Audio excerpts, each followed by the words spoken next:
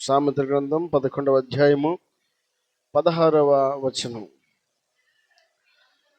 నెనరుగల స్త్రీ ఘనతనందును, బలిష్ఠులు ఐశ్వర్యమును చేపట్టుదురు. చాలండి. జ్ఞాని అని పిలువబడినటువంటి సొలొమోను అనబడేటువంటి భక్తుడు జ్ఞానయుక్తమైనటువంటి కొన్ని మాటలు దేవుని యొక్క ఆత్మచేత ప్రేరేపించబడి పరిశుద్ధ గ్రంథంలో దేవుడు తనకిచ్చినటువంటి జ్ఞానాన్ని బట్టి రాయబడినటువంటి ఈ మాట మనం ఆలోచన చేస్తూ ఉన్నప్పుడు దేవుని వాక్యం సెలవిస్తున్నటువంటి మాట ఏమిటంటే, నెనరు గల స్త్రీ ఘనతనందును అని రాయబడతా ఉంది. నెనరు కలిగినటువంటి స్త్రీ అని అంటే మృదువైన స్త్రీ అని అర్థం, సాత్వికమైనటువంటి స్త్రీ అని అర్థం. ఒక మంచి ఆలోచన కలిగినటువంటి స్త్రీ ఎప్పటికైనా కొనియాడబడుతుంది, గౌరవించబడుతుంది, అనేకుల చేత మంచి అని పిలువబడేటువంటి అర్హత కలిగినటువంటి స్త్రీగా ఎంచబడుతుంది అని దేవుని వాక్యం సెలవిస్తూ ఉందండి. దేవుని వాక్యం ఈ రాత్రి వేళ జ్ఞాపకం చేస్తున్న మాటను మనం ఆలోచన చేస్తూ ఉన్నప్పుడు, ఘనత, గౌరవము, పేరు, మర్యాద అనేది నీవు నేను మనమందరం కూడా కలిగి ఉండాలని దేవునికి ఇష్టమైందండి. అందరం కూడా అసహించబడాలనో, త్రోసివేయబడాలనో, లేకపోతే తృణీకరించబడాలనో దేవుని ఉద్దేశం ఏమాత్రం కూడా కాదు.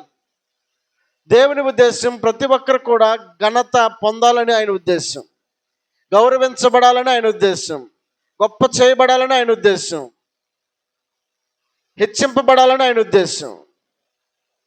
కాబట్టి ప్రతి ఒక్కరు కూడా ఘనత అనేది పొందుకోవాలని ఆయన ఇష్టమై ఉంది, ఆయనకు ఆలోచన అయింది. అయితే దానికంటూ దేవుడు కొంత కండిషన్ పెట్టాడు. ఘనత పొందడానికి వరకునే వస్తుందండి. మన క్రియలు మనకు ఘనతను తీసుకొస్తాయి, మన పనులు మనకు ఘనతను తీసుకొస్తాయి, మన మాటలు మనకు ఘనతను తీసుకొస్తాయి, మన మంచితనం మనకు ఘనతను తీసుకొస్తుంది. ఘనత అనేది ఊరకనే ఏ మనిషికి కూడా రాదు. ఒకవేళ ఆ ఘనత పొందాలని ఎవరైనా ఆశపడినట్లయితే ఖచ్చితంగా ఆ ఘనతకు కంటే ముందుగా మన క్రియలు ఎంత ప్రాముఖ్యమైనవి, మన మాటలు ఎంత ప్రాముఖ్యమైనవి, మన ప్రవర్తన ఎంత ప్రాముఖ్యమైనది, మన నడవడిక ఎంత ప్రాముఖ్యమైనది. కాబట్టి మృదువైనటువంటి స్త్రీ కొనియాడబడుతుంది అని వాక్యం సెలవిస్తూ ఉంది. కొనియాడబడ్డం అని అంటే గౌరవించబడ్డం, గొప్ప చేయబడ్డం, ఘనత వహించబడ్డం, గనురాలని పిలువబడ్డం, ఆమెకున్నటువంటి మంచితనాన్ని బట్టి, ఆమె చేసినటువంటి పనులను బట్టి గౌరవించబడేటువంటి స్థాయిలో దేవుడు చూడాలని కోరుకుంటా ఉన్నాడు. దేవుడు ఆ ఘనతను నీవు నేను మనమందరం కూడా అనుభవించాలని ఆయన కోరుకుంటా ఉన్నాడు. గౌరవానికి తగినటువంటి క్రియలు ఈ రాత్రి వేళ నీవు నేను మనం కలిగిన వారమై ఉండాలండి. ఊరకనే గొప్పతనం వస్తుందా అని చెప్పనంటే రాదు కదా. దానికంటూ కొంత ప్రయాస ఉంటుంది. ఆ ప్రయాస కలిగినటువంటి వ్యక్తులకు తప్పక దేవుడు ఘనతను ఇస్తాడు. దేవునికి మహిమ కలుగును గాక. హల్లెలూయా. వాక్యంలో ఒక మాట మనం ఆలోచన చేస్తున్నప్పుడు అదే సామెతల గ్రంథం 22వ అధ్యాయము 1వ వచనంలో రాయబడిన మాట, గొప్ప ఐశ్వర్యము కంటే మంచి పేరును వెండి బంగారముల కంటే దయయు కోరదగినవి. చాలండి. గొప్ప ఐశ్వర్యము కంటే, కనబడుతున్నటువంటి ధన ధాన్యముల కంటే మంచి పేరు విలువైనదంట. నీ కాడ ఎంత ఉన్నా కూడా పేరు లేకపోతే ఏం ప్రయోజనం? దేవుడు జ్ఞాపకం చేస్తున్నాడు, ఘనత అనేది చాలా ప్రాముఖ్యమైనది, గౌరవం అనేది చాలా ప్రాముఖ్యమైనది, విలువ అనేది చాలా ప్రాముఖ్యమైనది. కాబట్టి ఆ విలువైనటువంటి వ్యక్తిగా నిన్ను చూడాలని దేవుడు కోరుకుంటూ ఆయన చెప్తున్నాడు మాట్లాడి తెలుసా, గొప్ప ఐశ్వర్యం కంటే మంచి పేరు మేలంట. అంటే ఐశ్వర్యం అంతటిని పక్కన పెట్టేసి ఆయన అంటాడు, పేరుకు మాత్రమే ఆయన ప్రాధాన్యతనిస్తున్నాడండి. మంచి పేరుకు ప్రాధాన్యతనిస్తున్నాడు. పేరు నీవు నేను కలిగిన వారమై ఉండాలి. దేవుని దృష్టిలో ఘనత కలిగినటువంటి బిడ్డలమై ఉండాలని ఆయన కోరుకుంటున్నాడు. దేవుని స్తోత్రం చెల్లిద్దాం. హల్లెలూయా. ఒక మాట మనం ఆలోచన చేస్తే అదే 11వ అధ్యాయంలో సామెతల గ్రంథంలో 22వ వచనాన్ని మనం చూద్దాం. 11వ అధ్యాయం 22వ వచనం. 11వ అధ్యాయం 22వ వచనంలో, వివేకము లేని సుందర స్త్రీ పంది ముక్కుకునున్న బంగారు కమ్మి వంటిది. వివేకము లేని సుందర స్త్రీ అని పిలుస్తున్నాడండి. ఫస్ట్లో ఏం లేదంట, ఆమెకి వివేకం లేదు. ఏది మంచో ఏది చెడో, ఎట్టుండాలో ఎట్ట చేయాలో ఎలా ప్రవర్తించాలో ఇవన్నీ ఏమి లేవు. కానీ అందం మాత్రం ఉందంట. సుందర స్త్రీ అని పిలువబడతా ఉంది. అందము కలిగినటువంటి స్త్రీయే. బాగా పైరూపం బాగానే కనబడుతుంది. అనేకుల చేత ఆహా ఓహో అనేటట్లుగా కనబడి ఉండొచ్చేమో కానీ ఆమెకు వివేకం లేదంట, జ్ఞానం లేదు. తన ప్రవర్తన, తన నడవడిక, తన మాట, తన యొక్క క్రియలు ఏమాత్రం కూడా ఇతరులకు ఉపయోగకరంగా లేవు. తన కుటుంబమునకు కూడా ఉపయోగకరంగా లేవు, సమాజానికి ఉపయోగకరంగా లేవు. కానీ ఆమె ఎంత అందమున్నా, ఎంత పైకి కనబడుతున్నటువంటి రూపం ఉన్నప్పటికీ ఆ రూపము దేంతో పోల్చబడింది? పందికి ఉన్నటువంటి బంగారు పంది ముక్కు కంట బంగారు కమ్మి పెట్టుకుంది అనుకో, అది విలువగా దాన్ని కాపాడుతుందండి.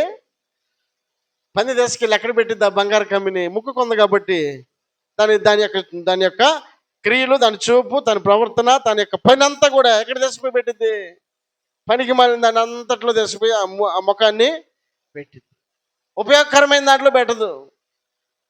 అయ్యో విలువైంది నా ముక్కుకుంది కదా అని చెప్పానని దాన్ని కాపాడుకోవడానికి ఏమాత్రం కూడా ఉండదు. ఏం చేసిద్ది? నువ్వు ఎంత విలువైంది తీసుకెళ్ళి దాన్ని ముక్కుకు పెట్టినా తీసుకుపోయి పనికి మాలిన దాన్ని, అసహించబడిన దాంట్లో పెట్టడానికే దాన్ని చూపు ఉంటుందండి. కాబట్టి దేవుని వాక్యం సెలవిస్తున్న మాట ఏంటంటే, గొప్ప ఐశ్వర్యము కంటే మంచి పేరు మేలు అని అంటున్నాడు. ఐశ్వర్యం కంటే గొప్ప పేరు మేలైతే, నెనరు కలిగినటువంటి స్త్రీ, మృదువైనటువంటి స్త్రీ, తన క్రియలలో, తన మంచితనములో, తన ప్రవర్తన తీరులో, సాత్వికమైనటువంటి తన స్వభావములో, తన క్రియలను వ్యక్తపరచగలిగినటువంటి స్త్రీని దేవుడు అంటున్నాడు కొనియాడబడతా ఉంది అని అంటున్నాడండి. కొనియాడబడతారు ఎవరైనా సరే, ఒక పురుషుడైనా స్త్రీ అయినా కొనియాడబడ్డానికి తనలో ఉన్నటువంటి మంచితనమే కారణం అవుతుందండి. మంచితనం లేకుండా ఎవరైనా మనల్ని గౌరవిస్తారా? ఎవరైనా మనల్ని ఆహ్వానిస్తారా? ఎవరైనా మనల్ని ప్రేమతో పలకరించడానికి ఇష్టపడగలుగుతారా? మనలో ఉన్న మంచితనమే ఇతరులు ఎవరింటికైనా వెళ్ళినప్పుడు రాయ్యా కూర్చో అని చెప్పని అంటారు. ఆ మంచితనమే లేకపోతే ఈడెప్పుడు పోతాడు రా అని చెప్పని అనుకుంటారండి. ఈడెందుకు వచ్చాడు రా అని చెప్పని అనుకుంటారు. కాబట్టి మన విలువను పెంచగలిగింది మన క్రియలే అని మనం ఆలోచన చేయగలిగితే, దేవుని వాక్యం సెలవిస్తున్నటువంటి మాట ఏమిటనంటే, చదివినటువంటి మాట 22వ వచనంలో, వివేకము లేని స్త్రీ, సుందర స్త్రీ పంది ముక్కుకుని ఉన్నటువంటి బంగారు కమ్మి వంటిది. ఎంత విలువైనదైనప్పటికీ మన విలువ శూన్యమండి. ఎంత మనం పైకి కనపడుతున్నటువంటి వ్యక్తులమైనా అది ఏమాత్రం కూడా మనకు విలువను తీసుకురాదు, గౌరవాన్ని తీసుకురాదు, ఆధిక్యతను తీసుకొని రాదు. మనం ఆధిక్యత, మన గౌరవము మనము కాపాడుకోగలిగినటువంటి క్రియలు మనలో ఉండాలని దేవుడు కోరుకుంటా ఉన్నాడు. కాబట్టి ఈ రాత్రి వేళ దేవుడు జ్ఞాపకం చేస్తున్నాడు. ఒక చిన్న ఆలోచన ఈ రాత్రి వేళ మనం చేయగలిగితే,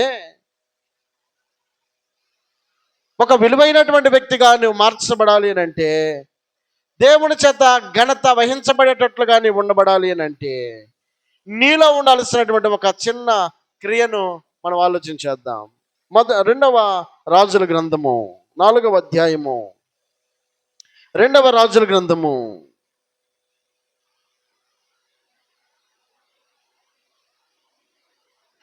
4వ అధ్యాయము 8వ వచనం.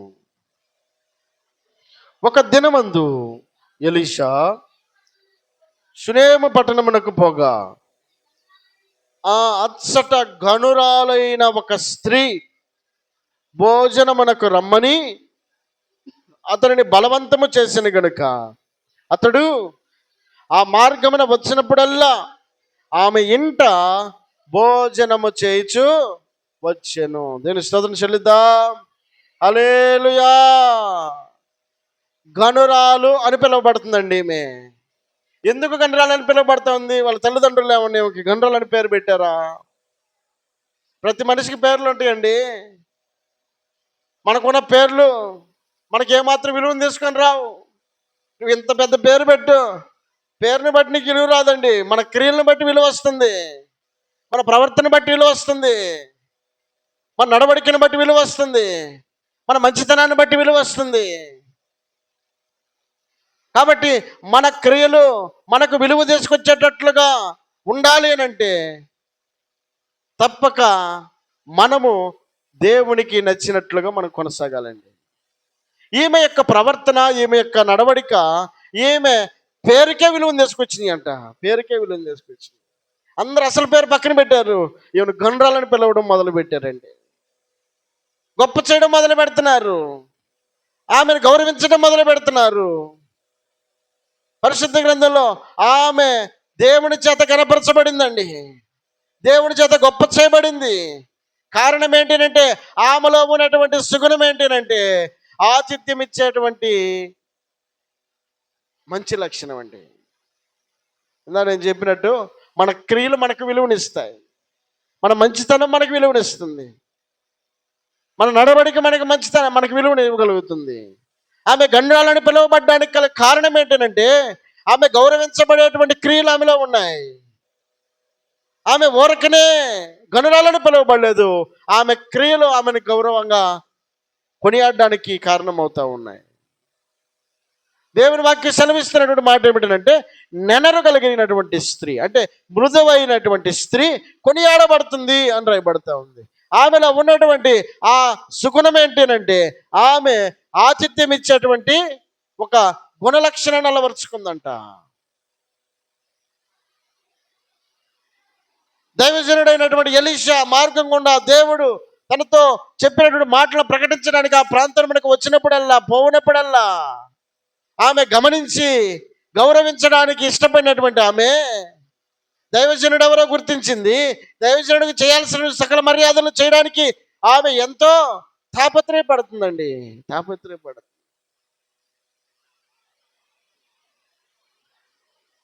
వాక్య సెలవిస్తున్న మాట ఏమిటంటే ఒక దినమందు ఎలీషా షునేము పట్టణమునకు పోగా అచ్చట గనురాలైన ఒక స్త్రీ భోజనముకు రమ్మని బలవంతము చేసెను. దేనికి పిలుస్తుందంట? ఆయన్ని భోజనం చేయడానికి పిలుస్తుంది. చాలా మంది మనం ఎవరైనా వచ్చినప్పుడు అంటారు, అమ్మో వాళ్ళ ఇంటికి పోతే తినిందాక బానీదు, పెట్టిందాక వాళ్ళు వదిలిపెట్టరు. మనం చెప్తాం అప్పుడప్పుడు ఎవరింటి అనగా మనకు కూడా తెలుసు, ఎవరింటికి పోతే ఎట్లుంటుందో మనకు కూడా తెలుసు మన అనుభవాల్లో.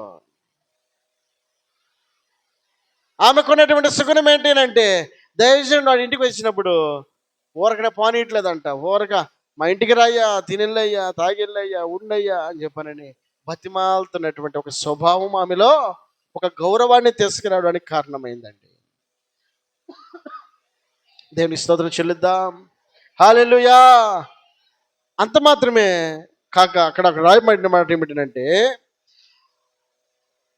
భోజనమునకు రమ్మని అతన్ని బలవంతము చేసిన కనుక ఆ మార్గమున వచ్చినప్పుడల్లా ఆమె ఇంట భోజనము చేయించు వచ్చెను. ఎలీషా తప్పించుకోవడానికి వీల్లేదు. ఖచ్చితంగా ఇంటికి పోతే ఆమె వదిలిపెట్టదని తెలుసుకుని ఇకేం చేశాడు? భోజనం చేయడానికి ఇంకా వచ్చినప్పుడల్లా వాళ్ళ ఇంటి దగ్గర భోజనం చేస్తున్నాడు. వాక్యంలో రాయబడిన మాట ఏమిటంటే చదువుదాం ఒక మాట. ఎబ్రిల్కి రాసిన పత్రిక 13వ అధ్యాయం 1వ వచనంలో, ఎబ్రిల్కి రాసిన పత్రిక 13వ అధ్యాయం 1వ వచనం, సహోదర ప్రేమ నిలవరముగా ఉండనీయుడి, ఆతిథ్యము చేయ మరవకుడి, దాని వలన కొందరు ఎరుగకయే దేవదూతలకు ఆతిథ్యము చేసిరి. చాలండి. దేవుని వాక్యం సెలవిస్తున్న మాట ఏమిటంటే, సహోదర ప్రేమ నిలువరముగా ఉండనియండి, దాన్ని పోగొట్టుకోవద్దు. ఒకరి పట్ల ఒకరు గౌరవ మర్యాదలు ఇచ్చుకుని పుచ్చుకునేటువంటి విషయంలో నీవు నేను ఒక తండ్రి బిడ్డలంగా పిలువబడుతూ ఉన్నామన్న విషయాన్ని గ్రహించి, ఒకే రక్తము చేత కడగబడి ఉన్నామన్న విషయాన్ని కొన్నిసార్లు పక్కన పెట్టి, మనకు నచ్చినట్లుగా మనం ప్రవర్తిస్తున్నటువంటి తీరు ఏమాత్రం కూడా అది మనకు విలువను తీసుకొని రాదండి. సహోదర ప్రేమ నిలువరముగా ఉండనియండి, అది అట్లాగే ఉండనియండి. సహోదర ప్రేమ, ఒకరి పట్ల ఒకరికి ఒకే తండ్రి బిడ్డలమన్న ఒక ఆలోచన, ఒకే దేవుణ్ణి కలిగి ఉన్నామన్న ఒక ఆలోచన, ఒకే రక్తము చేత కడిగి ఉన్నామన్న అటువంటి ఒక ఆలోచన కొన్నిసార్లు మనం మర్చిపోతూ ఉంటాం. బల్లకు సమీపించినప్పుడు ఆయన రక్తములో, ఆయన యొక్క శరీరంలో పాలు పంచుకునేటప్పుడేమో ఒక కుటుంబంగా ఉన్నట్టు ఉంటాం. మిగిలిన సమయాల్లోనేమో నువ్వు వేరు నేను వేరున్నట్టుగా ఉంటామండి. అది ఏమాత్రం కూడా అది మనకు విలువను తీసుకొని రాదు, మనకు దేవుని చేత కొనియాడబడేటట్లుగా చేయదు. సహోదర ప్రేమ నిలువరముగా ఉండనియండి, దాన్ని అలాగే దాని గౌరవ మర్యాదలు మీరు తీసివేయద్దు అంటూ ఏమంటున్నాడు? ఆతిథ్యము చేయ మరువకుడి, దాని వలన కొందరు ఎరుగకయే దేవదూతలకు ఆతిథ్యమును చేసిరి. చాలండి. దేవుని ఒక వాక్యం సెలవిస్తూ ఉంది, ఆతిథ్యం అనేది చాలా ఆశీర్వాదకరం అండి. ఇతరులకు పెట్టడం అనేది చాలా ఆశీర్వాదం, ఇతరులని పరామర్శించడం అనేది చాలా ఆశీర్వాదం, ఇతరులను చూసుకోవడం అనేది చాలా ఆశీర్వాదం, ఇతరులను పలకరించడం అనేది చాలా ఆశీర్వాదం. రాత్రి వేళ నాకు నేను అనేటువంటి స్వభావం మనలో ఉంటే అది ఏమాత్రం కూడా మనకు దీవెన కాదు. నా వరకు నేనే అన్నటువంటి ఒక గీతలో మనం ఉంటే అది ఏమాత్రం కూడా మనకు దీవెన కాదు. అది దైవజనుడైనా, నీ ఇరుగు పొరుగు వాడైనా, నీకు తెలిసినటువంటి వ్యక్తి అయినా, నువ్వు చేయాల్సిన పని నీకు ఘనతను తీసుకొని రావాలి అని అంటే, నీకు గౌరవాన్ని తీసుకొని రావాలి అని అంటే ఆతిథ్యము చేయ మరవకుడి అని అంటున్నాడండి. మర్చిపోకూడదు. ఉన్న దాంట్లో మనం ఇతరులకు పెట్టేటువంటి స్వభావాన్ని కలిగి ఉండాలి, ఇతరులను పరామర్శించే స్వభావాన్ని కలిగి ఉండాలి, ఇతరులను ప్రేమించే స్వభావాన్ని కలిగి ఉండాలి, ఇతరులను గౌరవించేటువంటి స్వభావాన్ని కలిగి ఉండాలి, ఇతరులను హక్కును చేర్చుకునే స్వభావం మనలో ఉండాలండి. మనకు నచ్చిన వాళ్ళని కాదు మనం ఆతిథ్యం చేయాల్సింది, అందరినీ ఒకేలాగా ప్రేమించే స్వభావం అండి. ఇది దేవుడు కోరుకుంటున్నాడు, ఇది దేవుడు ఆశపడుతున్నాడు. నీవు నేను ఆయన చేత ఘనత పొందే వ్యక్తులమై ఉండగలగాలి అని అంటే తప్పక మనలో ఉండాల్సిన ఒక మంచి లక్షణం ఏమిటంటే ఆతిథ్యము అనేటువంటి ఆ గుణలక్షణాన్ని మనం వల్లపరుచుకోవాలండి. కొందరు ఎరుగకయే దేవదూతలకు ఆతిథ్యమును చిరి. కొందరు ఎరుగకయే, ఎవరా కొందరు?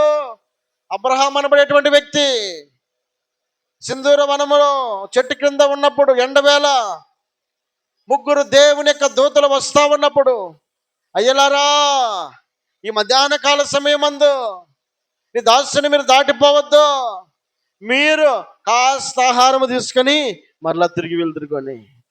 లేదు లేదు మాకు టైం అయిందని చెప్పారంటే, కాదయ్యా అని చెప్పారండి. బతిమాలు వారికి సాష్టాంగ నమస్కారం చేసి వారి కడుక్కోవటానికి కాళ్ళు కడుక్కోవడానికి నీళ్ళు ఇచ్చి, వారిని కూర్చోబెట్టి సేద తీర్చి, వారికి ఆహారము పెట్టి, గౌరవించి, ఘనపరిచి వారిని పంపించినటువంటి వ్యక్తిగా అబ్రహామును మనం చూస్తూ ఉంటే, అబ్రహాము దేవుడు ఆశీర్వదించాడంట. అబ్రహాము దేవుడు గొప్పవాడిగా పిలువబడేటట్లుగా దేవుడు ఆశీర్వదించాడు. అబ్రహాముకు లేని ఆశీర్వాదాన్ని దేవుడు అనుగ్రహించాడు. అబ్రహాము దీవించబడ్డానికి తన ఆతిథ్యము కారణమైంది. దేవుని స్తోత్రం చెల్లిద్దాం. హల్లెలూయా. ఎప్పుడు ఎట్నుంచి ఎలా ఆశీర్వాదం వస్తుందో తెలియదు, అన్ని ఒక రూట్లోనే రాదు.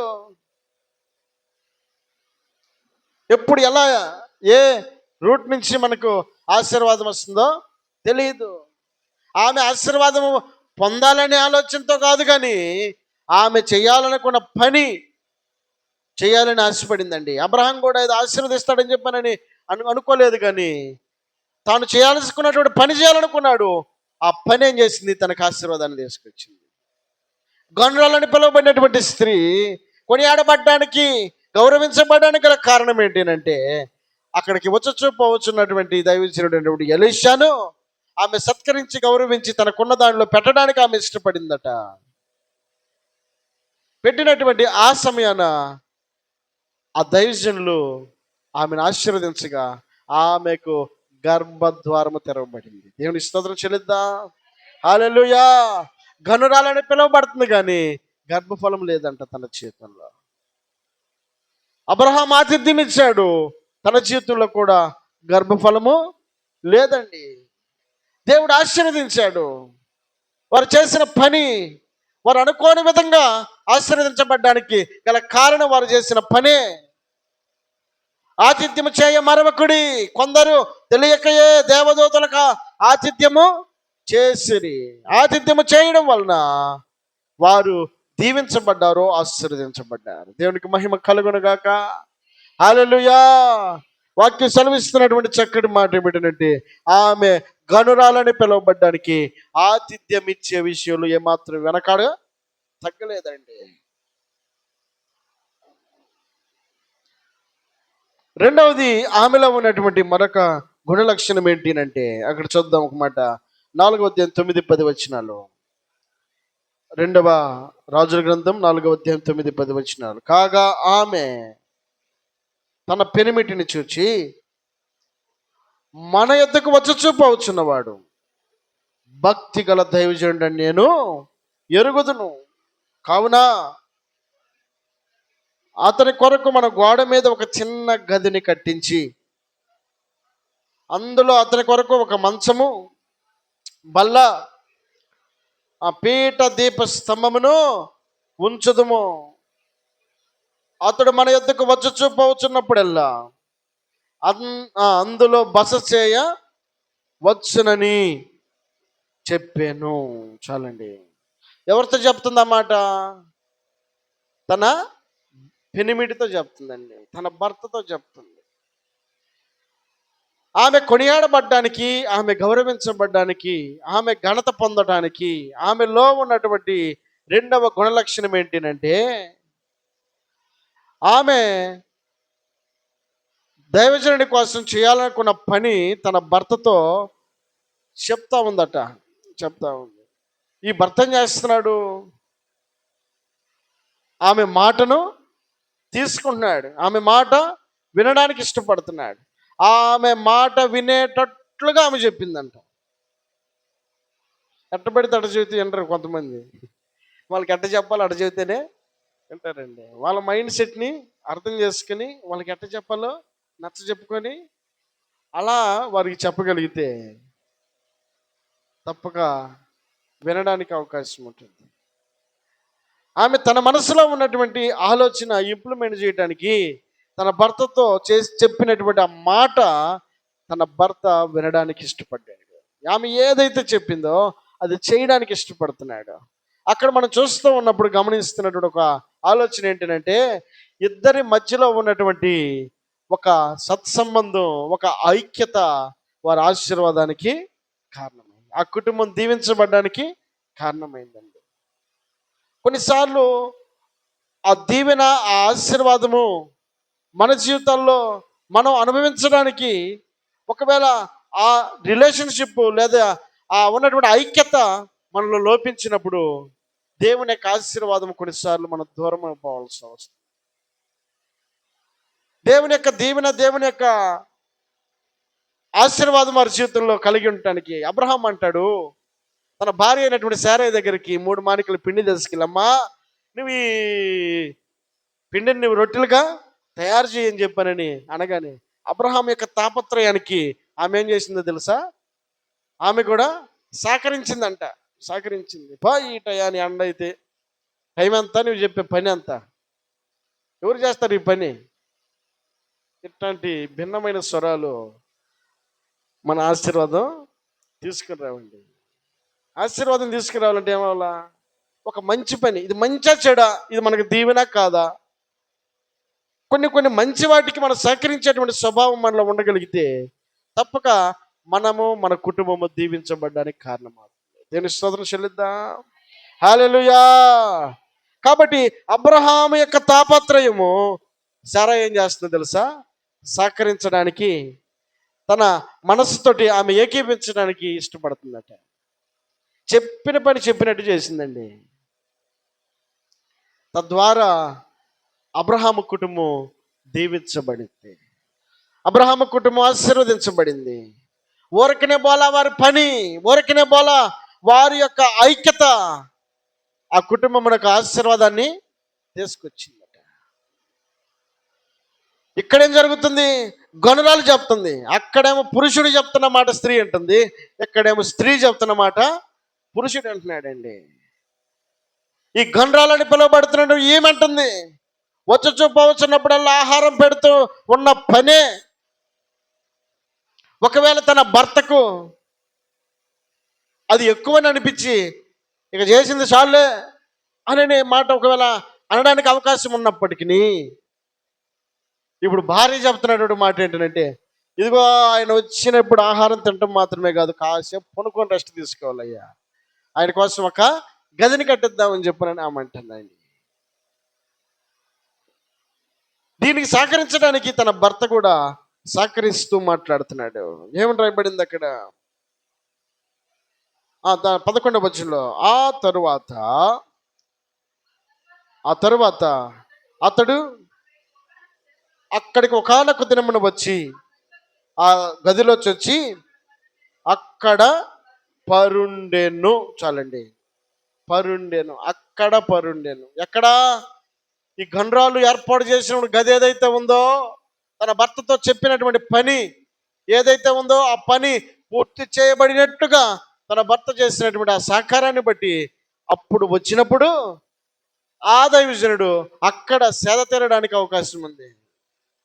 ఆ సేద తీరినటువంటి ఆయన ఇక పనుకున్నప్పుడు దేవుడు ఒకటే అన్నాడంట, నీకోసం ఇంత చేసిందే నువ్వేం చేయవా అని చెప్పనని అంటుంటే, అమ్మ నీకేం కావాలి అని అంటే, నాకేం వద్దయ్యా. కాదు నీకేదో కొరవుతుంది, నీకేం కావాలి? పక్కన గెహజీ అన్నాడు, అయ్యా ఆమెకు పిల్లలు లేరయ్యా. లేని కొరత దేవుడు తప్పక తీర్చగలిగినటువంటి వాడండి. మన క్రియలు దేవుని మెప్పించగలిగితే, మన క్రియలు దేవుణ్ణి గణపరచగలిగితే, మన ప్రవర్తన దేవుని హెచ్చించగలిగితే, నిన్ను బట్టి ఆయన మహిమపరచగలిగితే తప్పక నిన్ను ఆశీర్వదించడానికి దేవుడు ఇష్టపడతాడు. కాబట్టి ఆమె పని ఆమె కుటుంబమునకు ఆశీర్వాదకరంగా మార్చబడింది. దేవునికి స్తోత్రం చెల్లిద్దాం. హల్లెలూయా. కాబట్టి దేవుని వాక్యం సెలవిస్తున్నటువంటి మాట మనం ఆలోచన చేస్తూ ఉన్నప్పుడు, రాత్రి వేళ నీవు నేను మనం ఎలా మన కుటుంబములకు దేవుని కొనసాగించాలి, ఏ విధంగా మనము గణపరచబడేటువంటి లిస్టులో ఉండాలి, ఏ విధంగా మనము కూడా ఘనత వహించబడేటువంటి లిస్టులో మనం ఉండాలి.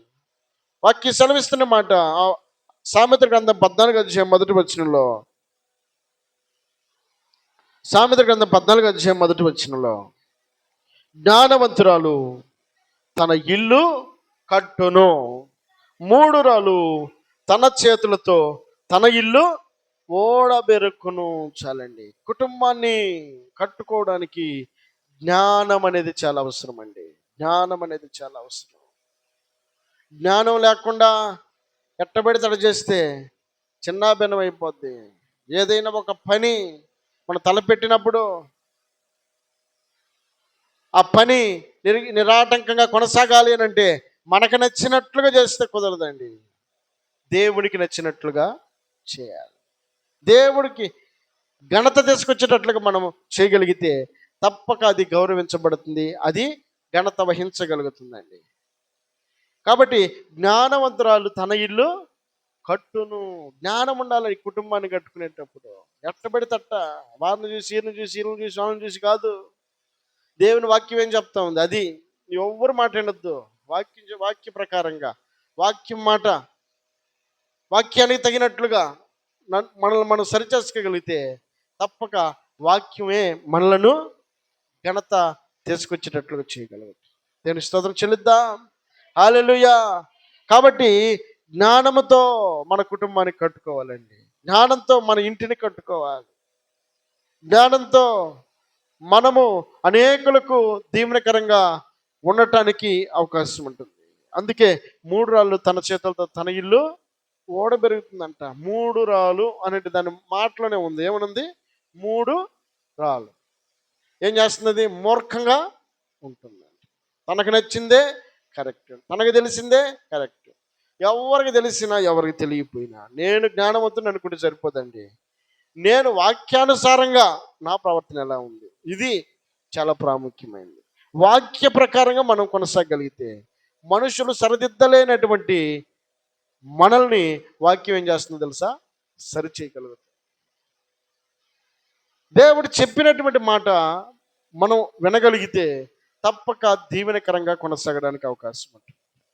అందుకే వాక్యంలో ఈ రాత్రి వేళ జ్ఞాపకం చేసుకుంటే అదే సామెతల గ్రంథం 31వ అధ్యాయం 10వ వచనంలో చూస్తే 31వ అధ్యాయం 10వ వచనం, గుణవతి అయిన భార్య దొరుకుట అరుదు, అట్టిది ముత్యము కంటే అమూల్యమైనది. ఆమె పెనిమిటి ఆమె యందు నమ్మకించును, అతని లాభప్రాప్తికి వెలితి కలుగుదు. ఆమె తాను బ్రతుకు దినములన్నిటను అతనికి మేలు చేయను గాని కీడు ఏమియు చేయదు. చాలు. జ్ఞానవంతురాలు తన ఇల్లు కట్టుకొనును. జ్ఞానంతో కట్టుకున్న కుటుంబం ఎలా ఉంటుంది అంటే వాక్య సెలవిస్తుంది, గుణవతి అయిన భార్య దొరుకుట అరుదంట. గుణవతి, గుణం మన గుణమే మన గౌరవానికి కారణం అవుతుంది. మన మంచితనమే మన పేరుకు కారణం అవుతుంది. అట్టిది ముత్యము కంటే అమూల్యమైనదంట. ముత్యము కంటే అమూల్యమైనది. ఎందుకు అమూల్యమైనదంటే ఆమె పెనిమిటి ఆమె యందు నమ్మిక ఉంచును, అతని లాభ ప్రాప్తికి వెలితి కలగదు. అంటే ఏం చేస్తుంది? భార్య ఎలా ఉంటుందంట? భర్తకు లాభకరంగా ఉంటుంది, నష్టకరంగా కాదు, లాభకరంగా ఉంటుంది. భర్తకు ఆమె వలన ఉపయోగమే కానీ నష్టమే మాత్రం కూడా లేదు. ఎందుకు? గుణవతి అయినటువంటి భార్య అయింది కనుక, జ్ఞానవంతురాలను పిలువబడుతున్న భార్య అయింది కనుక ఆ కుటుంబమునకు ఆమె ఎలా ఉంటుందట? లాభప్రాప్తిగా ఉంటుంది. ఆ కుటుంబానికి ఏ వెలితి కూడా కానీదు.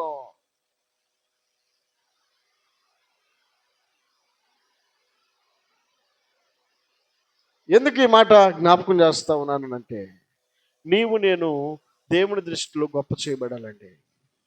మనం గౌరవించబడాలి. మనం ఘనత కలిగినటువంటి బిడ్డలంగా కొనసాగాలని దేవునికి ఇష్టమైంది. కాబట్టి దేవుని వాక్యం సెలవిస్తుంది, నెనరు కలిగిన స్త్రీ కొనియాడబడుతుంది అని అంటున్నాడు. అంటే మృదువైనటువంటి ఆమె ఏం చేయబడుతుంది? కొనియాడబడుతుంది, గౌరవించబడుతుంది. గౌరవించబడడానికి ఆమె క్రియలు కారణమవుతా ఉన్నాయి. ఆమె మంచితనం కారణమవుతా ఉంది. ఆమెలో ఉన్నటువంటి ఆ సుగుణము ఆమె పేరుకు కారణమవుతా ఉన్నప్పుడు ఈ గనురాలని పిలువబడుతుంది. ఊరకనే గనురాలు పిలవలేదు, తన క్రియలు దేవుని గణపరుస్తూ ఉన్నాయి. ఆమె క్రియలు ఏమై ఉన్నాయనంటే ఆమె ఆతిథ్యం ఇచ్చే స్వభావం అండి. వచ్చిన వాళ్ళు కూర్చోమంటూ పరామర్శించడం, పలకరించడం, ఇది ఒక స్త్రీకి ఉండాల్సిన గుణ లక్ష్యం. ఇదే కనుక లేదనుకోండి, ఈ పరామర్శ లేదనుకోండి, వాక్య సెలవిస్తున్న మాట ఏమిటంటే బంగారు ఏడుదది పంది ముక్కుకి బంగారు కమ్మి వంటిదంట. ఎంత బంగారాన్ని తీసుకొచ్చి ముక్కు పెట్టినా అది వివేకము కలిగిన స్త్రీ, సుందర స్త్రీ పంది ముక్కుకునున్న బంగారు కమ్మి వంటిదంట. ఏం ఉపయోగం, ఏం ప్రయోజనం? ఎంత విలువైన తీసుకొచ్చి పెట్టినా ఎక్కడ ఉండాలో అక్కడ, ఎలా ఉండాలో అలా, అది కనుక మిస్ అయిపోతే వాల్యూ అంతా కూడా ఏ మాత్రం కూడా మనకు ఉండదండి. కాబట్టి ఈ రాత్రి వేళ దేవుడు జ్ఞాపకం చేస్తున్నాడు, ఇదిగో నీవు కొనియాడబడాలి, నీవు గౌరవించబడాలి, నీవు గొప్ప చేయబడాలి. నీవు ఉన్నతమైనటువంటి స్థితిలో ఉండగలిగితే నీ కుటుంబం కూడా ఉన్నతమైన స్థితిలో ఉండగలుగుతుంది. దేవుడి మాటలు దీవించును గాక. అందరి తలలు వంచుదాం, ప్రార్థన చేసుకుందాం.